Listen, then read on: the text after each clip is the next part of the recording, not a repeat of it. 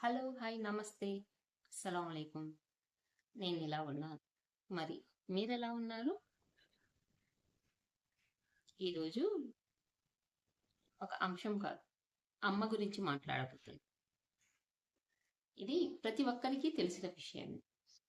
కానీ మనము ఎంత నిర్లక్ష్యం చేస్తున్నామో వినండి. గుండెల్లో బాధ తుఫానులా తిరుగుతున్నా, కళ్ళ అంచుల్లో కన్నీళ్లు గుమ్మరిస్తున్నా, పెదాలపై మాత్రం చిరునవ్వు చిందించే ఒకే ఒక్క మనిషి ఉంది ఈ లోకంలో. ఆమె పేరు అమ్మ. బాధను దాచుకోవడం కాదు, బాధతోనే నవ్వడం తెలిసిన ఏకైక మనిషి ఎవరో తెలుసా? ఆమె అమ్మ. బాధను దాచుకోవడం ఒక కళ అయితే, బాధతోనే నవ్వడం ఒక త్యాగమైతే, ఆ త్యాగానికి మరో పేరు అమ్మ. అమ్మ నవ్వుతుంది, అమ్మ మాట్లాడుతుంది, అమ్మ పనుల్లో తలమునకలై తిరుగుతూ ఉంటుంది. అందుకే మనం అనుకుంటాం అమ్మ బాగానే ఉంది అని, అమ్మకు ఏం బాధ ఉంటుంది అని. కానీ నిజంగా అమ్మ నవ్వు ఎంత నిజమో, ఆ నవ్వు వెనక దాచుకున్న కన్నీళ్లు అంతే నిజం. అమ్మ గుండె ఒక సముద్రం. ఎన్ని అలలు వచ్చినా బయటకు చూపదు, ఎన్ని తుఫాన్లు వచ్చినా తీరాన్ని కాపాడుతుంది. ఆ తీరమే పిల్లల జీవితం. అమ్మ బాధ మొదలయ్యే చోటే మన ఆనందం మొదలవుతుంది. పిల్లలు నవ్వాలంటే అమ్మ తన కన్నీళ్లను మనసులో దాచుకుంటుంది. ఇల్లు సంతోషంగా ఉండాలి అంటే అమ్మ తన మనసులోని బాధలను పక్కన పెడుతుంది. తనకు బాధగా ఉన్నా సరే పిల్లల తల నిమిరేటప్పుడు ఆ బాధను కనిపించనీయదు. తనకు బాధ ఉన్నా భోజనం వడ్డించేటప్పుడు ఆ బాధ రుచి కూరల్లో పడనీయదు. ఇది నటన కాదు, ఇది త్యాగం కూడా కాదు. ఇది ప్రతి అమ్మ జీవితం. అమ్మ ఏడ్చే సమయం ఎవరికీ తెలియదు. అమ్మ ఎప్పుడు ఏడుస్తుందో తెలుసా? అందరూ నిద్రపోయాక, ఇంటి దీపం ఒక్కటే వెలిగినప్పుడు, పిల్లల శ్వాస శబ్దం నిశ్శబ్దంగా వినిపిస్తున్నప్పుడు, అందరూ భద్రంగా ఉన్నారని నిశ్చయించుకున్న తర్వాత ఆమె దిండు మీద జారే కన్నీళ్లు ఎవరికీ కనిపించవు. ఆ నిశ్శబ్దంలో ఆమె తన జీవితాన్ని తానే ప్రశ్నించుకుంటుంది. అమ్మకు బాధ చెప్పుకునే విలాసం లేదు. అమ్మ బాధ చెప్పుకుంటే ఎమోషన్ అవుతుంది అంటారు. అమ్మ అలసిపోయిందంటే ఇంటి పనులే కదా అని తేలిక చేసిస్తారు. అమ్మ ఆరోగ్యం బాగాలేదంటే తర్వాత చూద్దాం అని పక్కన నెట్టేస్తారు. అమ్మ పడే బాధకు సీరియస్ ట్యాగ్ ఉండదు. అమ్మ కన్నీళ్లకు అత్యవసరత ఉండదు. అందుకే అమ్మ నేర్చుకుంది తన బాధను లోపలే పాతిపెట్టడం. అసలు అమ్మకు ఆకలేస్తుందని మీకు తెలుసా? పిల్లలు తిన్నాకే తాను తింటుంది. పిల్లలకు సరిపోతుందో లేదో చూసి తన కంచం తగ్గించుకునే ఆకలి తనది. నాకు వద్దులే అన్న మాట, నేను తినేశాను అనే మాటలు, నాకు అవి పడవు అని తప్పించుకుంటుంది. అమ్మ అత్యంత ఎక్కువసార్లు పలికే మాట ఏమిటో తెలుసా? నేను తిన్నాను, నాకు అవసరం లేదు అనేవి. నాకు వద్దులే అన్నమాట అమ్మ జీవితంలో అత్యంత ఎక్కువసార్లు పలికే వాక్యం అది. ఆ వద్దు వెనక ఎంత ఆకలి ఉందో ఎవ్వరికీ తెలియదు. ఒకప్పుడు అమ్మకు కళ్ళలుండేవి. నవ్వాలని, తన కోసం తాను జీవించాలి అని, కొన్ని కోరికలు తీర్చుకోవాలి అని. కానీ వివాహమయ్యి గడప దాటిన రోజు ఆ కలలన్నీ బాధ్యతలుగా మారిపోయాయి. పిల్లలు పుట్టిన తర్వాత ఆ బాధ్యతలు త్యాగాలుగా మారిపోయాయి. పిల్లలు పెద్దయ్యేసరికి ఆ త్యాగాలు అలవాట్లుగా మారిపోయాయి. ఇప్పుడు అమ్మకు కలలు గుర్తుండవు, కానీ పిల్లల భవిష్యత్తు మాత్రం ప్రతి క్షణం గుర్తుంటుంది. అమ్మ నవ్వు చాలామందికి ఓ ధైర్యం, అమ్మ బాగుంది అనే భ్రమ. కానీ ఆ నవ్వు ఒక ముసుగు. తన బాధ బయటకు రాకుండా వేసుకున్న రక్షణ కవచం అది. ఆ ముసుగు తీయాలి అంటే అమ్మకు భయం. ఎందుకంటే తాను కూలిపోతే ఈ ఇల్లు కూలిపోతుందనేది ఆమె నమ్మకం. పిల్లలు పెరిగాక అమ్మ పాత్ర మారిపోతుంది. చిన్నప్పుడు అమ్మే ప్రపంచం, అమ్మే దేవుడు. పెద్దయ్యాక అమ్మ ఓ సలహాదారు, ఆ తర్వాత అమ్మ ఓ అడ్డంకి. ఇలా ఎందుకు అవుతుంది? ఇప్పటికీ పాత ఆలోచనలే. మన లైఫ్ మనది. ఈ మాటలన్నీ అమ్మ గుండెల్లో మౌనంగా పడతాయి. అయినా ఆమె ఒక్క మాట కూడా చెప్పదు. ఎందుకంటే పిల్లల సంతోషం ముందు తన బాధ చాలా చిన్నదని అనుకుంటుంది. అమ్మకు ప్రతిఫలం అవసరం లేదు, గుర్తింపు చాలు. అమ్మకు బంగారు కానుకలు అవసరం లేదు, పెద్ద పెద్ద మాటలు అవసరం లేదు. ఒక్కసారి అమ్మా నువ్వు అలసిపోయావు కదా అని అడిగితే చాలు. ఒక్కసారి ఆమె చేతిని పట్టుకొని ఏమీ మాట్లాడకుండా కూర్చుంటే చాలు. అంతే, ఆమె కన్నీళ్లు ఆనంద బాష్పాలుగా మారుతాయి. ఇది అమ్మ కథ కాదు, ఇది మన కథ. మన ఆనందాల వెనక అమ్మ బాధ ఎంత దాగి ఉందో మనకు తెలియదు. మన విజయాల వెనక ఎన్ని అమ్మ కన్నీళ్లు ఉన్నాయో మనకు గుర్తుండదు. కానీ ఒకరోజు ఆ నవ్వు మాయమైతే అప్పుడు అర్థమవుతుంది మన జీవితానికి బలం ఎక్కడి నుంచి వచ్చిందో. అమ్మ నవ్వుతున్నప్పుడు కాదు, ఆమె మౌనంగా ఉన్నప్పుడు భయపడాలి. ఎందుకంటే మాటలు లేని అమ్మ అత్యంత లోతైన బాధలో ఉన్న అమ్మ. అమ్మకు జ్వరం వస్తే పని అయిపోయాక మందు తాగుతాను అంటుంది. బాధ పెరిగితే ఇంకొంచెం ఆగితే తగ్గుతుందిలే అంటుంది. తన శరీరం ఇచ్చే సంకేతాలను ఎప్పటికప్పుడు పక్కన నెట్టివేయడం అమ్మ జీవితంలో ఓ అలవాటు. ఎందుకంటే ఆమెకు తెలుసు తాను పడిపోతే ఈ ఇంటి చక్రం ఆగిపోతుందని. అందుకే తన ఆరోగ్యాన్ని ఎప్పుడూ తర్వాత అనే జాబితాలో పెట్టేస్తుంది. ఆ తర్వాత ఎప్పటికీ రాని రోజు అవుతుంది. ఆమెకు తెలుసు, కానీ ఒప్పుకోదు. డాక్టర్ దగ్గరకు వెళ్ళాలి అంటే ముందు అమ్మ ఓ లెక్క వేస్తుంది. ఇప్పుడు ఈ ఖర్చు అవసరమా? పిల్లల ఫీజు ఉంది కదా, ఈ నెల బడ్జెట్ కుదురుతుందా? నాకు అంత అవసరం లేదులేండి అని. ఈ లెక్కలో అమ్మ అవసరం ఎప్పుడూ చివరి స్థానంలోనే ఉంటుంది. అదే పిల్లలకు అయితే ఏ లెక్కలు ఉండవు, ఏ ఖర్చు భారంగా అనిపించదు. అమ్మ ప్రేమ అంటే అంతే మరి. అమ్మ అలసటకు సెలవు లేదు. అమ్మ అలసిపోయిందని ఎవరూ గుర్తించరు.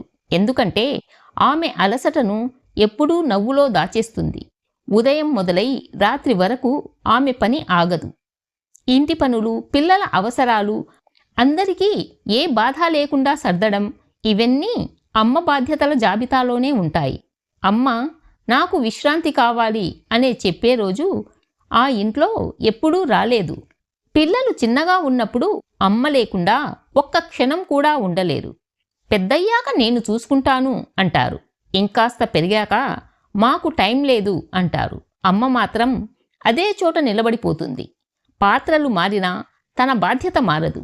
అవసరం ఉన్నప్పుడు మాత్రమే గుర్తొచ్చే మనిషిగా మారిపోవడం అమ్మకు తెలిసిన అత్యంత బాధాకరమైన విషయం. ఒకప్పుడు అమ్మ మాటే చట్టం, అమ్మ చెప్పిందే సత్యం. ఇప్పుడు అమ్మ చెప్పేది పాతకాలం ఆలోచనలు. అమ్మ ఏమైనా సలహాలు ఇస్తే మన కాలం వేరు అంటారు. అమ్మ హెచ్చరిస్తే నెగిటివ్ మాట్లాడొద్దు అంటారు. అయినా అమ్మ మాట్లాడడం ఆపదు. ఎందుకంటే ఆమె మౌనంగా ఉంటే మనమే నష్టపోతామనే భయం ఆమెకు. అమ్మ ఏడ్చినా దానికి పేరుండదు. అది డిప్రెషన్ కాదు, స్ట్రెస్ అసలే కాదు, టెన్షన్ కాదు. అది కేవలం అమ్మ ఓవర్ రియాక్ట్ అవుతుంది అనే లేబుల్ మాత్రమే. కానీ అదే బాధ ఇంకెవరికైనా వస్తే అర్థం చేసుకునే మనసులు అమ్మ విషయంలో మాత్రం మూసుకుపోతాయి. అమ్మ కూడా ఒక మనిషే. ఈ మాట చాలా సింపుల్గా అనిపిస్తుంది, కానీ అమ్మకు ఈ గుర్తింపు చాలా అరుదుగా వస్తుంది. అమ్మ కూడా అలసిపోతుంది. అమ్మకు భయం ఉంటుంది. అమ్మకు ఒంటరితనం ఉంటుంది. అమ్మకు ప్రేమ కావాలి. కానీ ఈ అన్నింటినీ ఆమె మనసులోనే దాచుకుంటుంది. ఎందుకంటే అమ్మగా పుట్టినప్పటి నుంచి తనకంటూ ఏమీ అడగడం, తప్పుగా భావించడం ఆమెకు నేర్పించారు. అమ్మ నవ్వుతుంటే ఆ నవ్వు వెనక ఒక భయం ఉంటుంది. నేను బలహీనంగా కనిపిస్తే పిల్లలు కుంగిపోతారేమో అని.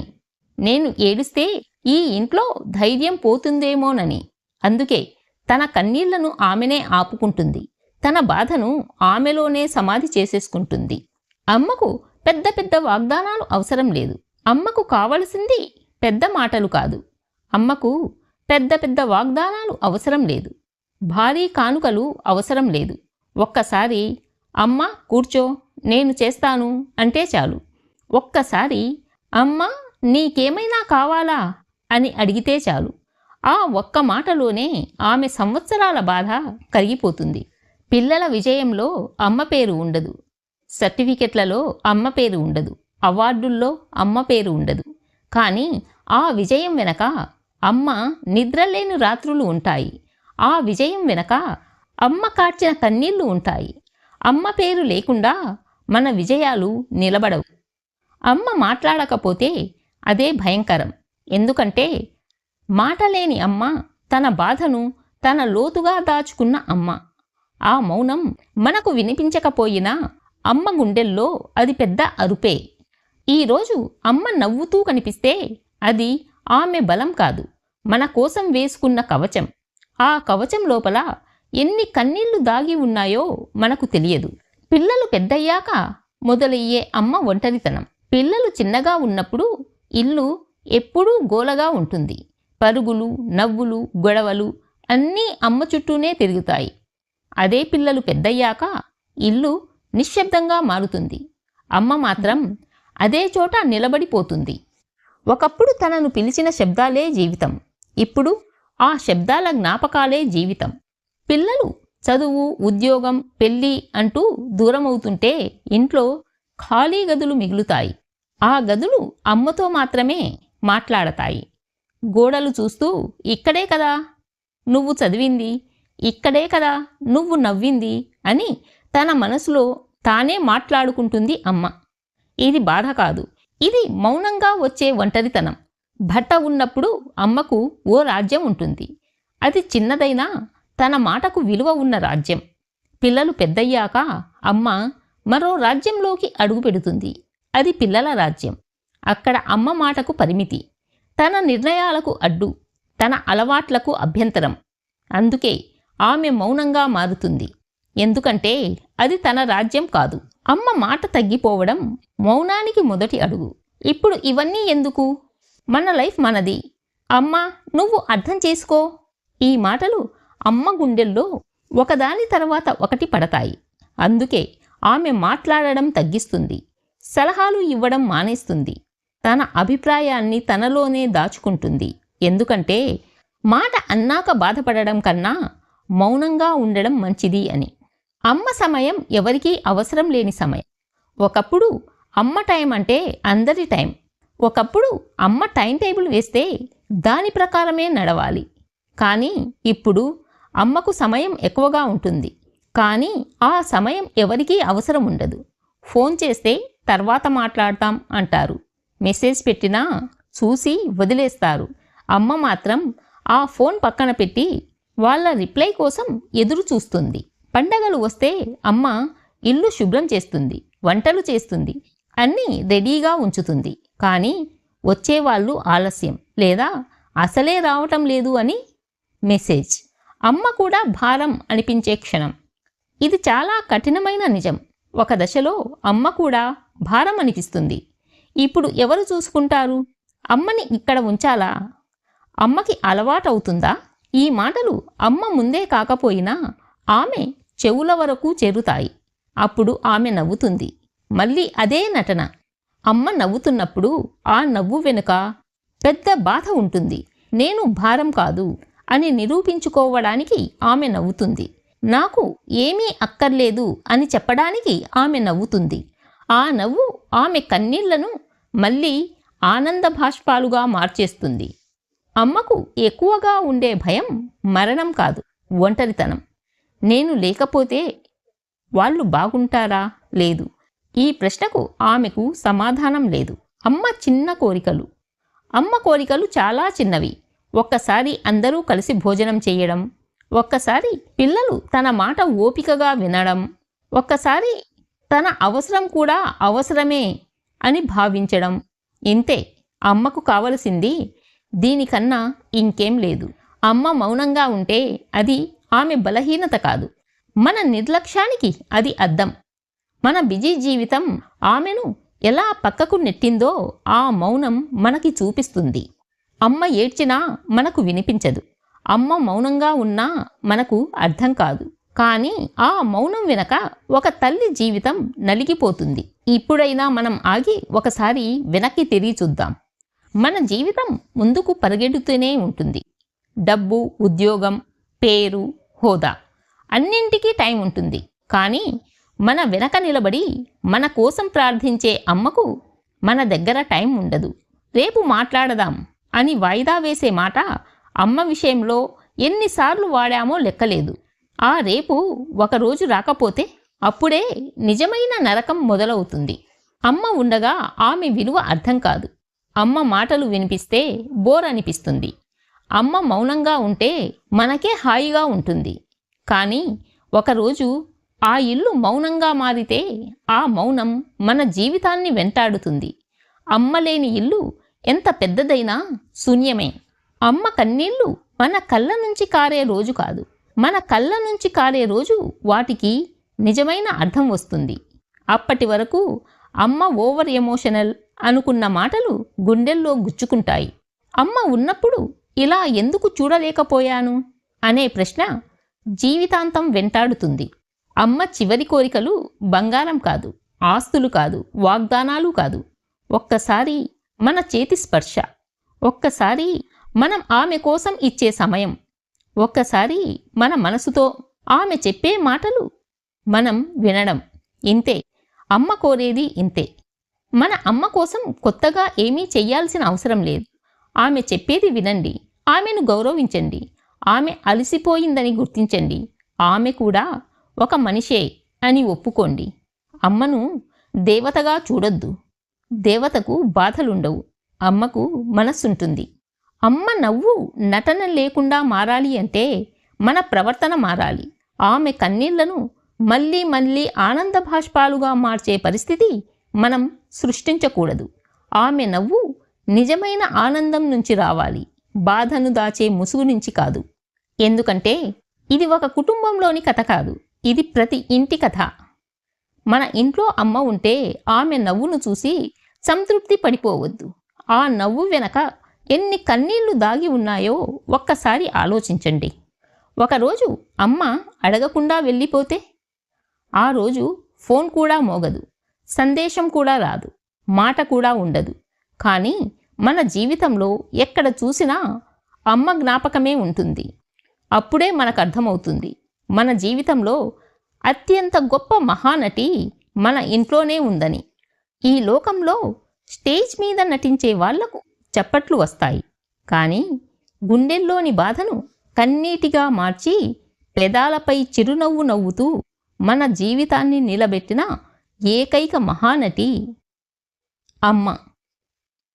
ఈ వీడియో మీకు నచ్చినట్లయితే లైక్ చేయండి, షేర్ చేయండి అండ్ సబ్స్క్రైబ్ చేయడం మర్చిపోవద్దు. మరొక మంచి వీడియోతో మళ్ళీ కలుద్దాం.